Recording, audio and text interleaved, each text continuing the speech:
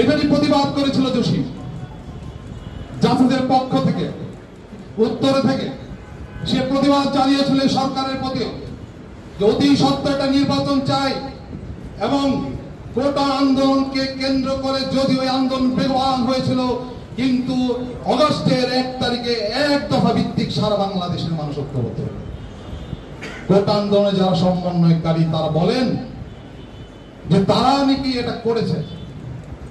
সমন্বয়কারীদের তো একটি দাবি ছিল, সেটা কি কোটা আন্দোলন, এবং সেটা ডিবি হারুনের অফিসে বসে সরকারের সাথে একটা নেগোসিয়েশন হয়ে গিয়েছিল, এটা মনে আছে আপনাদের?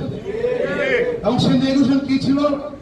তারা বেরিয়ে বক্তব্য দিল যে কোটা আন্দোলন সরকার মেনে নিয়েছে, কাজে আমরা কোন সরকারের পতনের জন্য কোন আন্দোলন করি নাই। কিন্তু জনগণ সেটা মেনে নেয় নাই। সেই ফ্যাসিস্ট সরকারকে দমন করার জন্য যেভাবে 4000 ছেলে মেয়ে হত্যা করলো, এরপর কি বলা যায় কোটা আন্দোলন থাকবে?